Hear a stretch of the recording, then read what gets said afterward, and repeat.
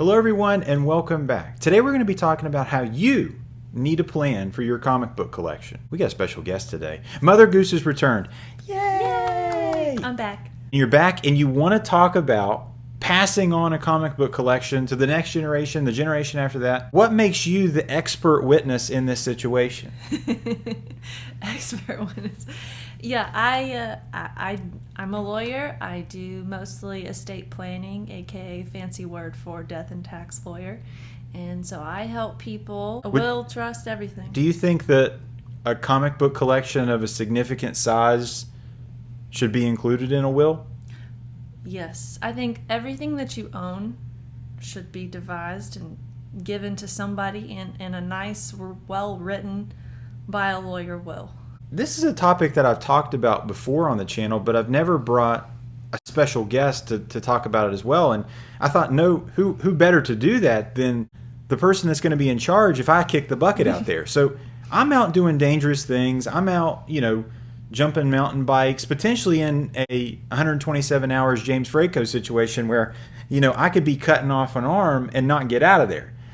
That leads me to the situation where ipso facto, I no longer own the comic books, right? Right. So what happens when dear old Sticky Goose is no longer in this mortal coil? What happens to these comic books? So I brought you, not only for your expertise in your will and trust and shenanigans, I want you to tell me, if I go out there in James Franco 127 hours tomorrow, what are you doing with these books? What am I doing with your books? I'm going to put them in a vault. What? A vault. I'm going to keep them in some sort of safe, like a gun safe or like a vault. And there they shall lie in a dark room. You're not selling all of this crap as soon as I hit the dirt. No. Why? Personally. I'm not saying everyone would do that. So when you're down here looking at Walking Dead number 19 No. in a I'm not going to sell it. 8... No. You're not going to look at that as a $100 bill? No. Okay. To be honest, I would think this is like, in today's market, it could be like 100, but like, what could it be in the future? And that is what I brought you down here. And I brought several books here. Pardon my reach. Yeah, no.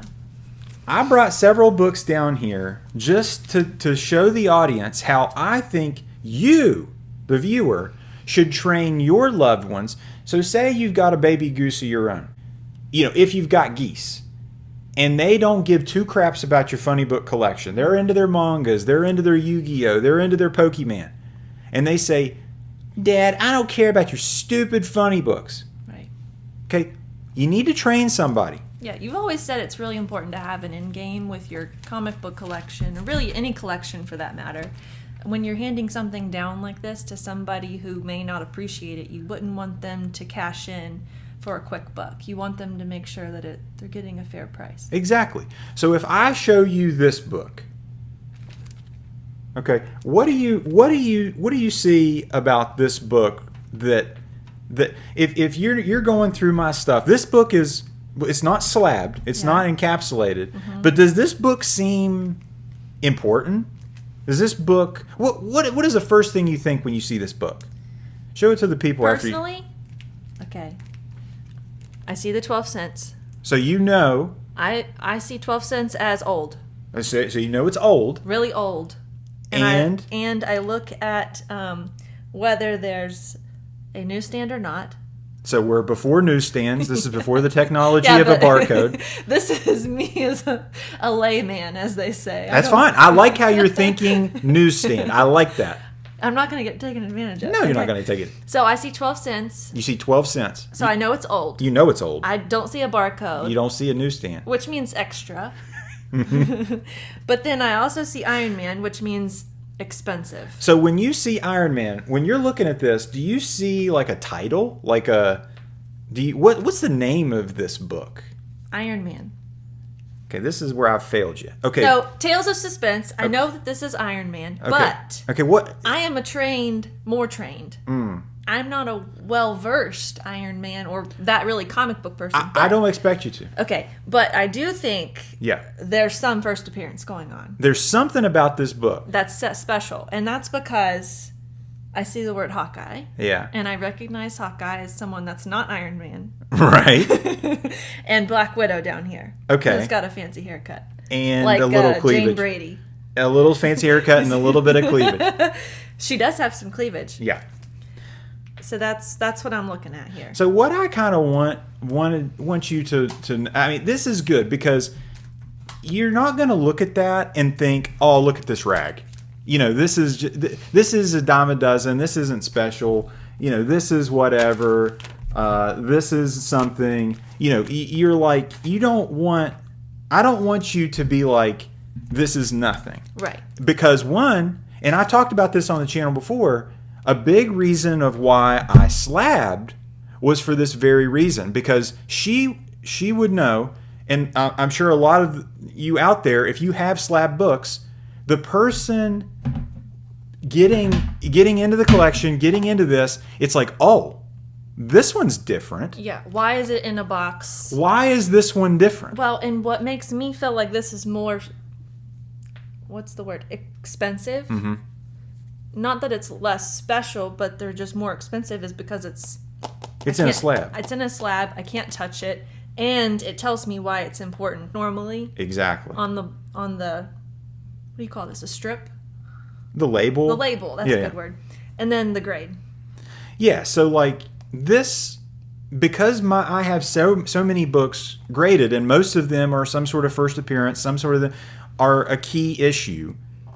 The person can read that label, whoever's getting into it, and know, okay, this is something. What is this? Mm-hmm. What is this book?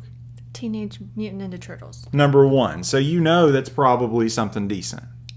I don't see the number 1 anywhere except on the slab. But yes, like if I didn't see it in a slab, I wouldn't know it's number 1 unless I like opened it up. You're right, and I didn't even think about that. Yeah, like it doesn't have the. Yeah.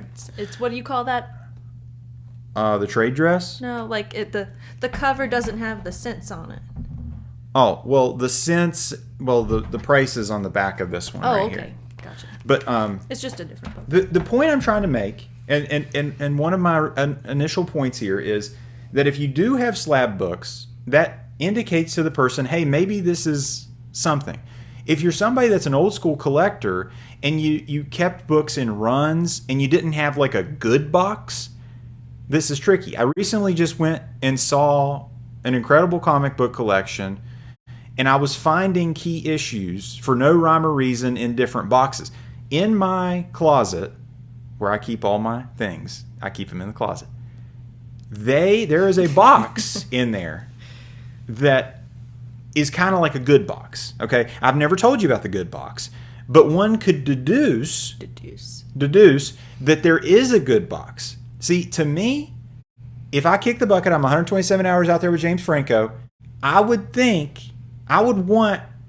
the good box is special. The good box is better. The good box needs to be labeled. Yeah, the good box needs to be labeled. If you have a bunch of like first appearance type books, key books separated, not in a run, hey, maybe write good book box on there. You know what I mean? Just if you're a raw guy or girl or person, you could put like a label of the $3 signs.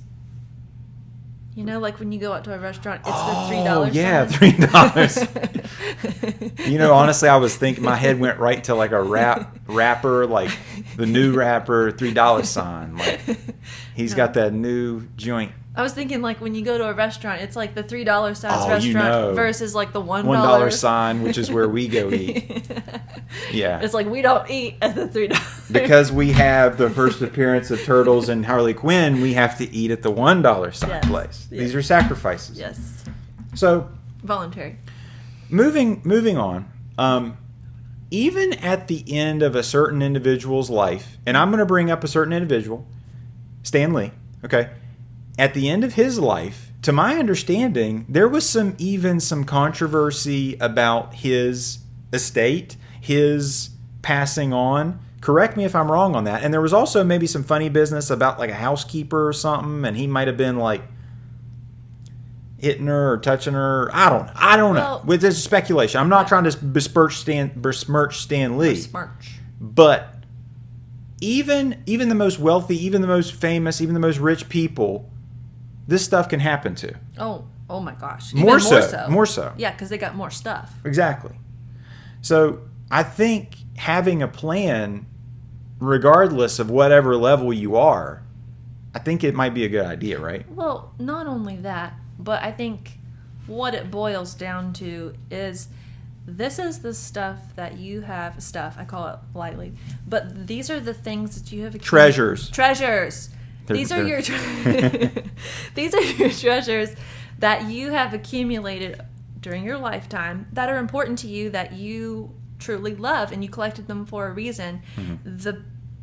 It's so important to make sure that they are in good hands after you are gone. And to do so, I would put that in writing and make sure you're giving your books to someone who does treasure them. Because if that's not someone like your children, then maybe it goes to a friend or someone else in your life that you think would value them and treasure them like you do. And I've talked about this before. There's a certain level of responsibility on the person of, if you have expensive things, if you have, collectible things, there's a certain level of responsibility that falls on you to pass that on, to communicate that in some way. Because if you don't, it's not going to happen. And the more you collect, the more things you stock away, the more things you put in your gold pile. I mean, it gets to the level of irresponsible if you're not enjoying those things in your lifetime. Because to be honest with you, I mean, you can't guarantee that the person that you're passing them on to is going to like them as much as you do. It's very unlikely that person will. Well, I think that's where you have to communicate to the person that you're wanting to give them to in a will how much they mean to you. And it's a sentimental thing. And that can be communicated not only through a will, but like a letter to that person and say, listen, this book in particular, and you can reference the book and be like, this is the book that I bought here, and this is why it's special. I don't know. Yeah. Little things like that. Yeah. Not everyone would do that, but I do think if it's important to you, you'll make sure that you protect, if not all your collection, but at least a couple key books. Yeah. To just keep going and buying and buying and buying and buying and just not really even thinking about an end game, to me is just horribly irresponsible. I mean, a lot of the things that I'm buying now are not new comic book day books. They're not dollar books. They're not, they're books that have some value, that actually, that are recognizable, that are not, just a common book, a throwaway type book, for lack of a better term. I mean, when I'm buying things, I want them to at least be recognizable or something. Well, but I mean, if you're reading stories and that's what you love, and right. It's a good story. Like, so when I'm buying my omnibus and my trade paperbacks and stuff, I'm reading it. I spent my $10, my $15, and I enjoyed it. Mm-hmm. I'm good. Right. But when you're spending $400 on 16 pieces of paper that you don't plan to read, like, it's a little different. I know what you're saying. And to spend that kind of money on something that is a booby book or a ratio variant or something is just grossly irresponsible to me. Regardless of how much you love it. Regardless of how much you love it. It's a good booby book, though. Okay, it could be the best booby book in the world, but like I said, if your whole collection's booby books and Little Goose comes down here after 127 hours, what's this? And she's well, she's even older. She's 16, and she's looking and she's just like, ew, gross. What is this? My dad was just a perv. This hobby is irresponsible from an outside perspective. And this is really the nugget I was trying to get to. From an outside perspective, is it justifiable to spend $400 on this? In your mind, hell no. Right. Hell no. This is not a $400 purchase. No. It's irresponsible. And what I'm saying is to justify some of these purchases, they need to be $400 purchases. Well, and retain the value. Correct. That I completely agree. I mean, we've talked about this just recently when, I do property sales and you want real estate to hold their value and not depreciate, or even cars for that matter. Yes. So to me, if you're going to buy a car, you're going to buy a house, you're going to buy a comic book, you're going to really buy anything, you want to buy something that retains and holds its value to benefit you long term.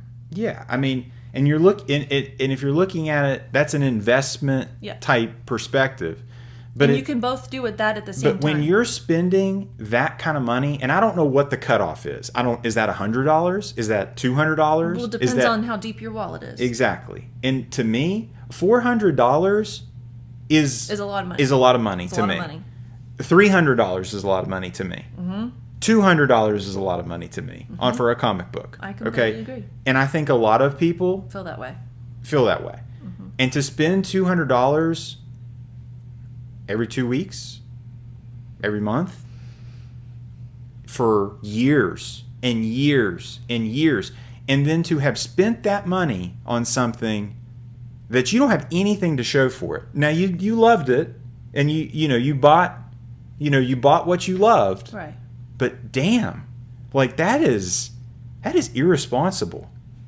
Yeah, I understand. So that's kind of from that perspective. Things that we've talked about. It's have a plan in a sense of pass the information that you have on to your loved ones so that they at least have a bare minimum of what you have. Make it clear of what you have in your collection. Hey, these things are more valuable than the rest. If you're going to sell them, make sure you look at this area. Buy things that maybe have some long-term value, not just flash in the pan type stuff. Buy some things that might actually be tried and true, liquidatable, liquidity in the future. Slab some books if. I'm not saying slab everything you got, but I'm saying maybe slab some books that are more important to communicate even more so. Hey, these are more special. They've got a label on them. It does communicate value. Yeah. So, and maybe get a will. Maybe if you have a large enough comic book collection, put it in writing. Hey, this is what this is worth. This is what this is. I want to give this to such and such. I have an extremely valuable comic book collection, and I want it to go to this person or these people, and because if you take it to that comic shop and that troll behind the counter, he will offer you $50 for your husband's $100,000 comic book collection. I'm the grandma that sells it for $20. Yeah, so don't be that grandma. Don't be the grandma. Guys, I hope you guys enjoyed this video. If at any point in time you like this video, give it a thumbs up. And if you like this video, subscribe for more. Take care.